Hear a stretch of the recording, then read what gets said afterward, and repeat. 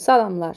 Mən biologiya müəllimi Ayşən müəllim. 28 iyun 2026-cı il 4-cü ixtisas qrupu üzrə 11-ci siniflər üçün keçirilmiş biologiya fənnindən axırıncı sınaq imtahanının suallarının izahını sizlərlə bölüşmək istəyirəm. Ekrana yaxın əyləşin. Hardasa mexaniki səhv buraxaramsa, zəhmət olmasa kommentlərdə mədəni şəkildə yazaraq bildirə bilərsiniz. Deməli, gəlin başlayaq. Birinci sual. İnsanın rüşeymində rast gəlinmir. Bir dəqiqə. Aha. İnsanın rüşeymində rast gəlinmir. İnsanın rüşeymində çoxlu süd vəzlərinə rast gəlinir. Qəlsəmə yarığına, 3 cüt qəlsəmə yarığına rast gəlinir. Quyruq fəqrələrinə rast gəlinir. Sonralar rizosomun fəaliyyəti nəticəsində quyruq hissəsi itir. Kameralı ürəyə rast gəlinir. Tük örtüyünə isə döl dövründə rast gəlinir. Burada sualda yaxşı olardı ki, insanın rüşeymi dövründə rast gəlinmir ifadəsi yazılardı. Yox, burada biz götürəcəyik tük örtüyü. Çünki biz deyirik ki, 4-5 aylıq dölün üzəri sıx tük örtüyü ilə örtülü olur. Endoderma rüşeym vərəqindən yaranmır. Dərinin derma qatı endodermadan yaranmır. Digərləri isə endoderma mənşəlidir. Sonra üçüncü, qadında 28 günlük aybaşı siklinin ikinci fazasında uşaqlıqda hansı proses baş verir? İkinci faza aybaşdan sonraki fazadır və birinci faza təxminən 4-5 gün çəkir. İkinci faza isə deməli başlayır həmin ya 5-ci ya 6-cı gündən etibarən düz 14-cü günə qədər. Hansı proses baş verir? Deməli, burada baş verəcək uşaqlığın selektiv qişasının bərpası, uşaqlığın divarının bərpası. Belə ki, aybaşı fazasında uşaqlığın divarı qopub tökülür və aybaşından sonraki fazada, ikinci fazada uşaqlığın divarı bərpa olunur. Sarı cismin formalaşması, bilirik ki, partlamış folekulun yerində sarı cisim formalaşır. Bu, ikinci fazada yox, üçüncü fazada olacaq. Yumurta hüceyrənin tam yetişməsi prosesi deməli 14-cü gündə gedir. Yumurta hüceyrə yetişir daha doğrusu və tam yetişməsi uşaqlıq borusunda baş verəcək. Uşaqlığın selektiv qişasının dağılması bu aybaşı siklində birinci fazada baş verir. Mayalanma isə deməli ikinci fazada yenə də baş vermir. Keçdik 4-cü suala. Eyler-Venn diaqramına əsasən uyğunluğu müəyyən edin. Bizə verilib kələm kəpənəyi, bir də güvə. Gəlin baxaq. Dişinin somatik hüceyrəsinin nüvəsində bir cinsi xromosom olur. Biz bilirik ki, kələm kəpənəyində dişilərin xromosom dəsti, cinsi xromosomu daha doğrusu XY-dir. Erkəklərdə isə olacaq XX. Və güvə dəstəsində pulcuq qanadlar dəstəsinə aiddir. Yəni, kəpənəklərin bəzilərində bu formadadır. Güvədə isə dişidə olacaq X0, erkəkdə olacaq XX. Deməli, dişinin somatik hüceyrəsinin nüvəsində bir cinsi xromosom olur deyirsə, bu güvəyə aiddir. 1. Pulcuq qanadlar dəstəsinə aiddir hər ikisi. Erkəkləri homoqametdir.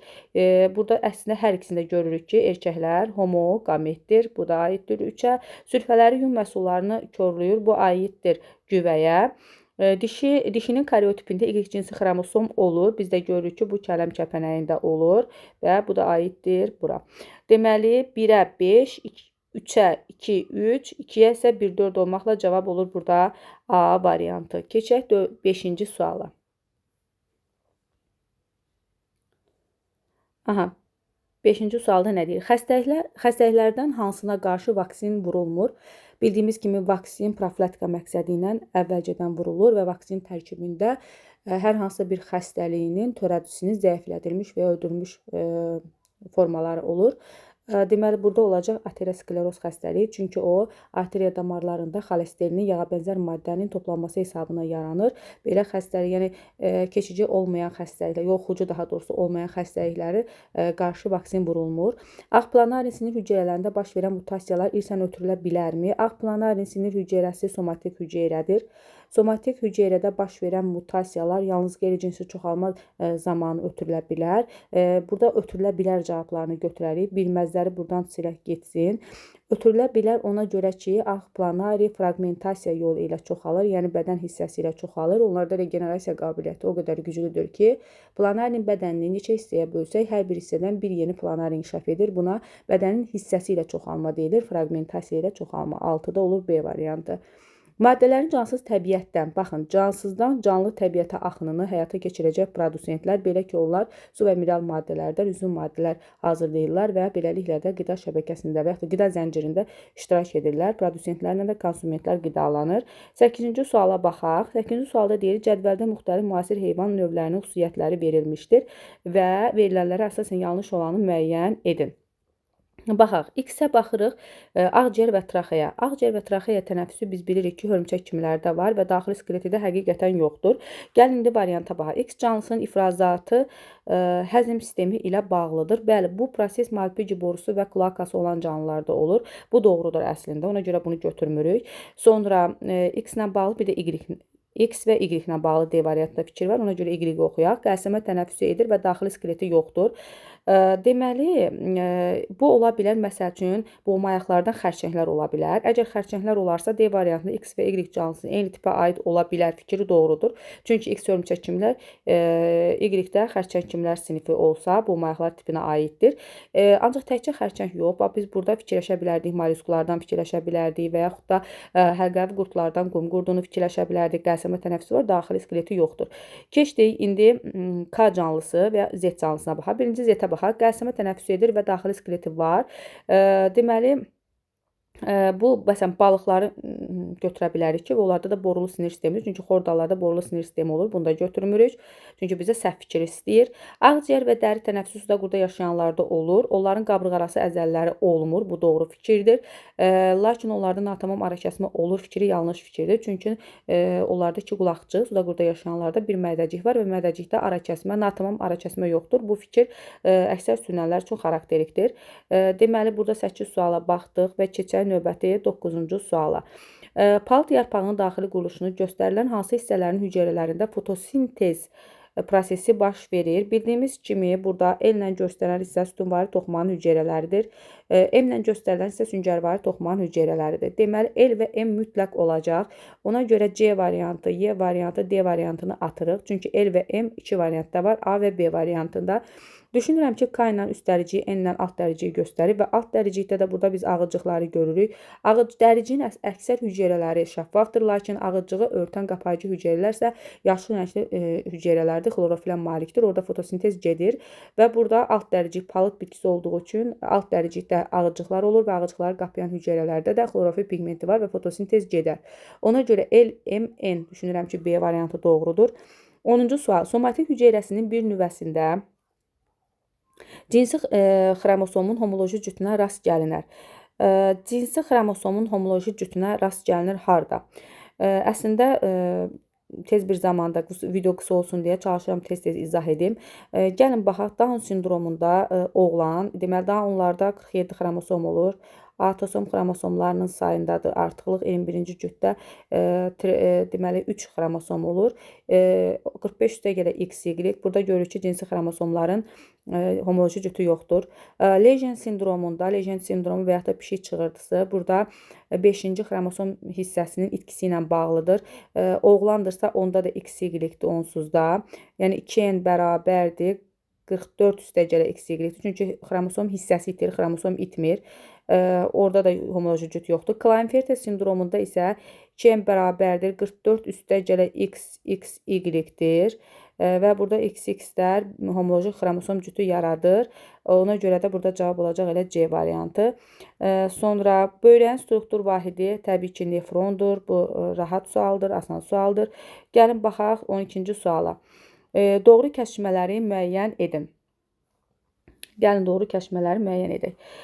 Deməli, sadə refleks qövsünün 3-cü hissəsi, sadə refleks qövsünün 3-cü hissəsi bildiyimiz kimi mərkəzdir. Buranı qoy sileyim. Bax, burada söhbət gedir mərkəzdən, mərkəz. İndi gəlin baxaq. Hissi neyronun aksonu ola bilər. Bəli, hissi neyronun aksonun müəyyən hissəsi mərkəzdə təsadüf olunur. X doğrudur, bu da deyir doğrudur. Deməli, 1-i götürərik. 2, Y, bir dəqiqə burada Hı. Y üçün deyir, sinir impulsu ara neyrondan keçə bilər. Sadə refleks qövsündə ara neyron iştirak etmir. Z-də deyir, hissi neyronun cismi ola bilər. Hissi neyronun cismi mərkəzdə yerləşmir. Bu səhv fikirdir. Z isə deyir, doğrudur. Bunu da götürmürük. Hərəki neyronun cismi ola bilər. Bəli, hərəki neyronun cismi mərkəzdə ola bilər. K doğrudur. Bu isə deyir, deməli, səhvdir. Bunu da götürmürük. Burada nəsə yanlışlığa yol verdim. Baxarıq indi. X-də deyir, hərəki neyronun aksonu ola bilər. Hərəki neyronun aksonu, bəli, bir hissəsi mərkəzdə yerləşir. X doğrudur. Bu da deyir, doğrudur. 5-i də götürürük. Burada bir hardasa yanlışlığa yol verdim. Fikrim dağıldı. Hərəki neyronun cismi. Hərəki neyronun, bəli, bu doğrudur. Hərəki neyronun deməli, dendridi, cismi və aksonu bir hissəsi mərkəzdə yerləşə bilir. 1, 4 və 5. Cavab burada olacaq. Doğru kəşfmələri müəyyən edin. Hərəki neyronun cismi ola bilər. Bəli, ola bilər. K düz deyir, bu deyir, yanlışdır. Yox, bu yanlışdır. Dəqiqə fikrim getdi. Burada bizdən doğrunu istəyir. Z deyir ki, hissi neyronun cismi ola bilər. Hissi neyronun cismi ola bilməz. Mərkəzdə. Bu da müsbət qoyub. Bu da yanlışdır. Y sinir impulsu ara neyrondan keçə bilir. Ara neyrondan sinir impulsu keçə bilir. Yox, ara neyron iştirak etmir. Bu fikir yanlışdır. Bu da minusdur. Bəli, 1, 2 bağışlayın. Burada fikrim dağıldı. Deməli, yenidən burada bir baxaq. Cavab olacaq 1, 2 və 5. Cavab olur Y variantı. Keçdik növbəti suala. Növbəti sual əslində burada yaxşı düşməyib şəkildə, ancaq burada dən meyvəni verib. 1 ilə düşünürəm ki, burada toxum qabığıdır. 2 ilə endospermi göstərib. Sonra 3, 4, 5 isə rüşemin hissələridir. Biz əsas burada nəyə fikir verəcəyik? Bizə deyir ki, mayalanmada bir qamet iştirak edib. Burada rüşemin hissələri, rüşem yaranarkən ziqotdan yaranır və orada hər iki qametin iştirakı ilə mayalanma prosesi gedir. Lakin deməli, endosperm yaranarkən mərkəzi hüceyrə ilə sperminin birləşməsindən yaranır endosperm. Burada bir qamet iştirak edir. O da spermdir və ona görə də burada endosperm 2 ilə göstərilib. Düşünürəm ki, yalnız 2-dir. Toxum qabığı isə mayalanmadan yaranmır. Sonra şəkildə müxtəlif tozlanma formalarına uyğun ifadələri müəyyən edin.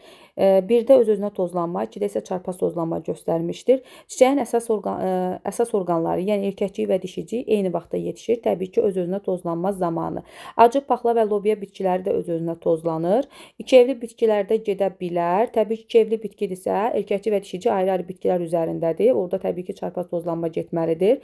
Çovdar bitkisi üçün çarpaz küləklə tozlanma xarakterikdir. Saf xətlərin alınmasına tətbiq olunur. Təbii ki, öz-özünə tozlanma.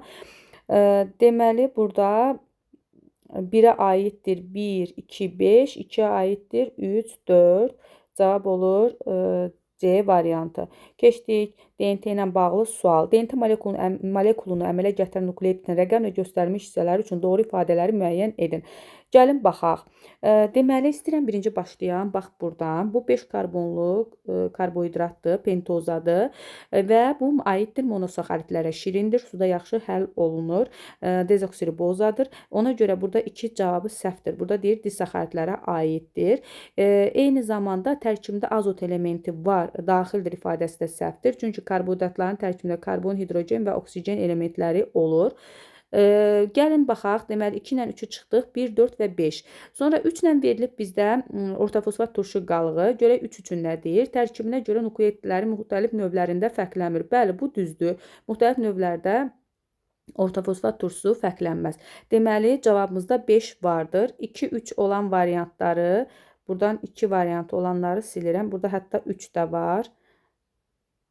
Bunu da silirəm. Cavab, deməli, 5 olan, təbii ki, onda olacaq D variantı. Gəlin 4-ə baxaq. Yenə də tərkibin ölçüsü guanin azot əsasının ölçüsünə bərabərdir. Bəli, bu adenin olarsa, biz bilirik ki, adeninlə guanin ölçüsü bir-birinə bərabərdir və onların ölçüsü timin və sitozin ölçüsündən böyükdür. Çünki birdə deyir ki, ölçüsü timin azot əsasının ölçüsünə bərabərdir. Onda gərək bu sitozin olsun, bu sitozin deyil. Ona görə də cavab 4-dür. Deməli, 4, 5, o da olur D variantı. 15-ci sualın da izahını verdik. Keçək 16-cı suala. Bir dəqiqə. Georgin və ya soğan gülü bitkisi təbii ki, qısa günlü bitkidir və aiddir mürəkkəbçələr fəsləsinə. Ona görə də onu meyvəsi toxumca meyvədir.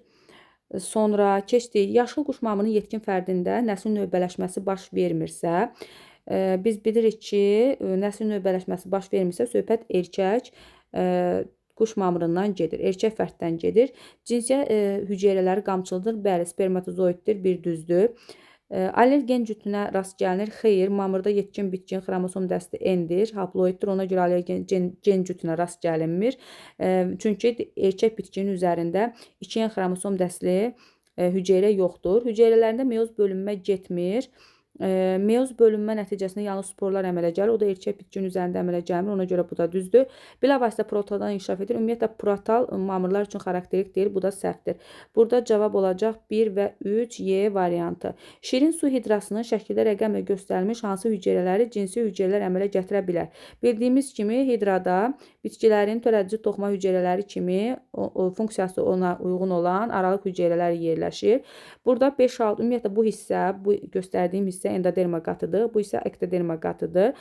Deməli, ona görə də biz aralıq hüceyrəni axtarırıq. Aralıq hüceyrə ektoderma qatında yerləşir və burada da aralıq hüceyrə göstərilib. Düşünürəm ki, şəkil yaxşı deyil əslində. Düşünürəm ki, 3 rəqəmi ilə göstərilib. Çünki 4 ilə dalayıcı hüceyrələr, 1 ilə sinir hüceyrəsi, 2 ilə dərəcəli hüceyrəsi, düşünürəm ki, 3 ilə də göstərilib, deməli, aralıq hüceyrəsi. Keçdik. 19-cu sual maraqlı sualdır. Diaqramda Linne tərəfindən elmə daxil edilən sistematik kateqoriyalar növ müxtəlifliyinə görə əks etdirilib. Bu diaqrama əsasən hansı ifadələr doğrudur? Linnenin sistematik kateqoriyaları hansılar idi? 4 dənə sistematik kateqoriya: növ, cins, fəsləni aradan yaddan çıxartmışdı, dəstə, bir də sinif. İndi baxaq. Növ müxtəlifliyi. Təbii ki, növ müxtəlifliyi ən çox olacaq sinifdə. Ona görə deməli 1 ilə növü göstərib, 2 ilə cinsi göstərib, 3 ilə dəstəni, 4 ilə də sinifi göstərib. Deməli, 3-də deyir, xordallar ola bilər. Xordallar dəstə deyil. Ona görə bu səhvdir. 4-də örtülü toxumlar ola bilər. Örtülü toxumlar sinif deyil, şöbədir. Bu da səhvdir. Canis familiaris bu növün adıdır və 1-də bəli növdür. Bu doğru cavabdır. Homo sapiens növdür. 2 üçün götürüb, cins deyil.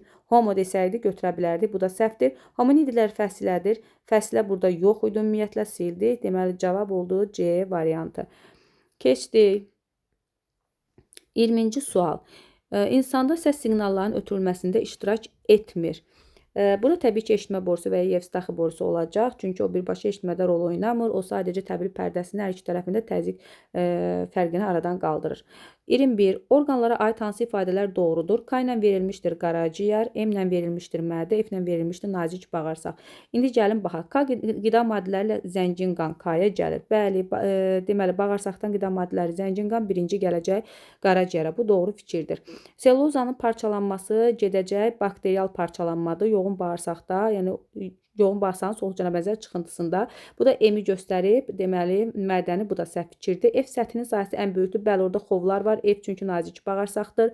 Maddələrin kimyəvi və fiziki mexaniki həzmi baş verir M-də. Bəli, mədədə həm fermentlərin iştirakı ilə kimyəvi həzm baş verir, həm də mədə əzəllərinin yığılıb açılması ilə mexaniki həzm baş verir. F suyun alkoqolun sorulması baş verir. O yoğun bağırsaqda gedir. F isə nazik bağırsaqdır. K-da yağları parçalayan ferment hazırlanır. Yəni K qaraciyərdə, qaraciyərdə yağları parçalayan ferment hazırlanır. Qaraciyər istehsal edir öd, öd də birbaşa yağların həzmində iştirak etmir.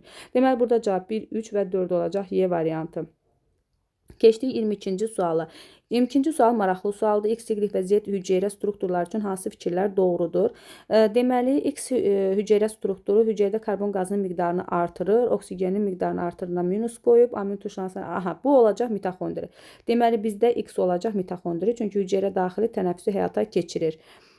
Karbon qazı miqdarını artırır, oksigen miqdarı azalır. Y-də isə oksigen miqdarını artırırsa, bu olacaq xloroplast. Z-də isə amin turşuları miqdarı azalırsa, deməli zula sintezi gedir. Bu da olacaq ribosom. Doğru fikri soruşur. Y aerob tənəffüsü təmin edir. Yəni hüceyrə daxil tənəffüs təmin edən əslində mitoxondridir. Y xloroplastdır. Bu səhvdir. X membranında 2 lipid cərgəsi var. X-də mitoxondri 2 yox, 4 lipid cərgəsi o. Çünki onun 2 plazmatik membranı var. Z üçün deyir, hüceyrə membranı olmur. Bəli, ribosomların hüceyrə membranı olmur. Bu fikir doğrudur. Yenə də baxaq. Y üçün deyir, digər növlərində qlükoza sintez olunur. Səhvdir. Yalnız yalnız xloroplastda sintez olunur. Yəni plastların digər növlərində sintez olunmur. Z prokaryotlarda rast gəlinmir. Ribosoma bütün canlı hüceyrələrdə rast gəlinir. Bu fikirdə səhvdir. Cavab olur C variantı. Keçdik növbəti suala. 23-cü suala gəlin baxaq. Çənəsiz onurğalıların meydana çıxdığı dövrdə yaranan aramorfozlar. Bu ordovik dövrüdür. Həmin dövrdə sümük toxuması da yaranmışdır. Bitkidən örtük, mexaniki, ötürücü toxumalar da yaranmışdır. Daxili skelet xorda ilk dəfə proterozoida yaranmışdır. Bunu götürə bilmərik. Borulu sümüklər yaranmışdır. Deməli, devonda bunu da götürə bilmərik. Kök sistemi yaranmışdır. Silurda, planlarla bunu da götürə bilmərik. Gövdə və yarpaq mamırlarda yaranmışdır. Ordovikdə bunu da götürdük. Cavab 1, 2, 6-dır. Keçdik növbəti suala. Sağlam insanın sakit halda baş verən tənəffüs hərəkətləri zamanı qanına keçən oksigen qazının və ya xaricə buraxdığı karbon qazının həcmləri arasındakı fərq 560 kub santimetr olarsa. Deməli, əziz abituriyentlər, bildiyimiz kimi insan sakit halda nəfəs alarkən 500 milli hava qəbul edir. Bu dəyişən hava və ya tənəffüs havasıdır. 500 milli də hava xaric edirik. Deməli, həmin 500 millinin cəmi 5% qana keçir, yəni 25 millisi. 25 milli oksigen qana keçir və yaxud 25 kub santimetr fərqi yoxdur. Xaric etdiyimiz 500 milli havadır. Həmin havada da deməli 4% karbon qazı var. 500-ün 4% də 20 kub santimetr edir. Bunlar arasındakı fərq deməli 25 minus 20 o da bərabərdir 5 santimetrin kubudur. Deməli bir tənəffüs hərəkətində 5 santimetrin kubudursa fərq neçə tənəffüs hərəkətində 560 edər. X də bərabərdir. Bu deyəsən 112 eləyir. Aha, 112 eləyir səhv eləmirəmsə, 112 tənəffüs hərəkəti eləyir və bizə lazımdır neçə dəqiqə müddətdə bunu edir. Deməli, 1 dəqiqədə edirik 16 tənəffüs hərəkəti, neçə dəqiqədə 112 tənəffüs hərəkəti edərik. X də bərabərdir. Bu da 7 dəqiqə etmiş olur. Cavab olur 7. 25-ci sual. Ağçəng geninə görə heterozigot valideyn. Ağçəng dominant əlamətdir. Heterozigot valideynin nicahından söhbət gedir. Deməli, valideynlər parentalilər olacaq böyüyə kiçiyə, çarpazlaşacaq böyüyə kiçiyə. Bunların çarpazlaşmasından bir dənə böyüyə, iki dənə böyüyə kiçiyə, bir dənə kiçiyə. Deməli, valideynlərin genotipi ilə eyni olan doğulacaq oğlanların, valideynlərin genotipi ilə eyni olan uşaqlar bunlardır. 4-dən 2. 4-də 2 bu formadadır. Və uşaqların oğlan və ya qız olma ehtimalı da hər bir uşağın oğlan və qız olma ehtimalı 2-də 1 ehtimaldır. Bu da eləyir 8-də 2, yəni 4-də 1. Faizə görə də 100-ə vursaq, faiz eləyir 25%. Deməli, burada cavab olacaq 25%. Keçdik növbəti suala 26. Əzələ toxumasının 2 növünə rast gəlinir. Deməli, burada ürək əzələsində enozolaqlı ürək əzələsi, ürəkdə daha doğrusu enozolaqlı ürək əzələsi olur. Bir də birləşən damarlarda say əzələsi olur. Sonra böyük sarğı əzələsi özünü enozolaqlı skelet əzələsidir. Ora gedən qan damarları say əzələsidir. Eyni zamanda iki başlı əzələdə də həmçinin, lakin mədə və acı bağırsaqda yalnız say əzələləri olur. Uyğunluğu müəyyən edək. Bu da yaxşı sualdır. Deməli, canlı orqanizmləri verib biz uyğunlaşdıracağıq. Deməli, bir də meyoz bölünmə baş verir. Hüceyrə divarı da var. Anizogamiya tipli qametlər. Yəni, erkək və dişi qamet hər ikisi qamçısızdır. Deməli, bura uyğun olacaq adi şam. Həqiqətən də adi şamda özü də produsentdir. Hüceyrə divarı var. Çünki bitki hüceyrəsidir. Meyoz bölünmə də gedir. İkinciyə baxırıq. Hüceyrə divarı yoxdur. Burada hüceyrə divarı olmayan olacaq adi amöb. Adi amöb çünki heyvan hüceyrəsidir. Onlarda xarici qılaf glikokalix adlanır. Anizogamiya yoxdur. Adi ümumiyyətlə qamet əmələ gətirmir. Meyoz bölünmə getmir və produsentlərə aid deyil. 3-də isə hüceyrə divarı var. Bizdə də qaldı əlimizdə nə? Bizim əlimizdə qaldı göy yaşıl yosun, bakteriya və qızıl sarmaşıq. Aha. Deməli, produsentdir 3. Ona görə qızıl sarmaşıq olmayacaq. Göy yaşıl yosun da produsentdir, yaşıl bakteriya da produsentdir. Anizogamiya ümumiyyətlə qamet yoxdur, meyoz bölünmə getmir, hüceyrə divarı da var. Deməli, 3-ə olacaq B, Y. Bəs qızıl sarmaşıq buradan hansınasa aiddirmi? Qızıl sarmaşıq produsent deyil.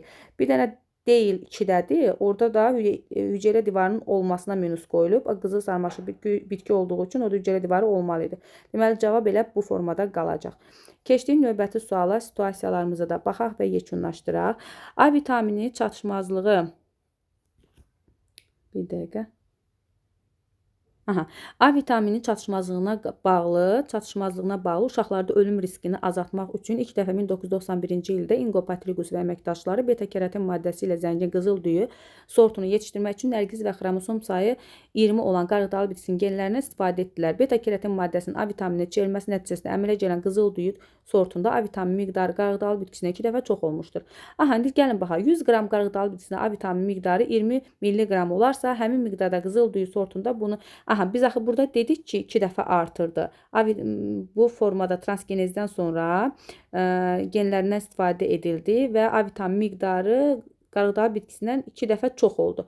O zaman qarğıdalı bitkisində 100 qram qarğıdalıda 20 mg varsa əgər A vitamini, qızıl düyüdə olacaq 20 vur 2 dəfə artıq çox 40 mg nə var? A vitamini var. Birinci sualın cavabını tapdıq. Sonra düyünü bişirdikdən sonra tərkibində A vitamini insanın gəlin düyünü bişirək. Düyünü bişirdikdə ikinci suala cavab veririk. 40 mg yarısı qalacaq. Çünki 50% itirmiş olacaq. Qalacaq yenə 20 mg. Və o deyir insanın gündəlik minimum neçə günlük normasını təşkil edir. İnsana gündəlik 1 mg lazım olduğu üçün A vitamini deməli elə 20 günlük normasını təşkil edir. Gəlin baxaq 29-cu suala. Bu prosesdə biotexnologiyanın hansı üsulundan istifadə olunub? Təbii ki, burada gen mühəndisliyindən istifadə olunub, transgenezdən istifadə olunub. Çünki burada nə deyilir? Nərgiz və sortunu yetişdirmək üçün nərgiz və xromosom sayı 20 olan qarğıdalı bitkisinin genlərindən istifadə etdi. Yəni gen köçürməsi baş verdi də burada. Sonra 30-cu sualda cədvəli tamamlayın. Gəlin cədvəli tamamlayaq. Beta-kerotin istehsal edən genin aldığı dənli bitki, söhbət burada gedir qarğıdalı bitkisindən. Tozlanma üsulu olacaq küləklə çarpaz. Qarğıdalı tozlanır küləklə çarpaz. Belə yazmağınız kifayətdir. Çiçək düsturu deməli bilirik ki, qarğıdalının dişi və erkək çiçəkləri bir-birindən fərqlənir. Deməli dişi çiçəklərinin düsturunu yazıram. C2+2, 2 çiçək pulcuğu, 2 bitişik çiçək pərdəsi. Erkəkcik olacaq 0, dişicik olacaq 1. Bu qıça çiçək düsturunu çiçək qrupunun çiçək düsturudur. Süpürgə çiçək qrupundakı çiçəklər erkək çiçəklərdir. C2+ yenə 2. Y olacaq 3, erkəkcik 3, dişicik 0. Erkəkcik 3-dür, dişicik 0-dır. Endosperm hüceyrəsinin nüvəsinin xromosom sayı biz yuxarıda gördük ki, qarğıdalı bitkisinin 2-eni 20-dirsə, deməli endospermi 3-eni də olacaq 30. Burada olacaq 30. Vavilova görə mənşə mərkəzi, yaxşı yazmadım, bunu silək. Mərkəzi Amerikadır. Ümid edirəm anlaşıqlı oldu. Diqqətiniz üçün təşəkkür edirəm. Əgər gözümdən, nəzərimdən nə isə qaçıbsa, mədəni şəkildə özünüz yazaraq yorumlarda bildirə bilərsiniz.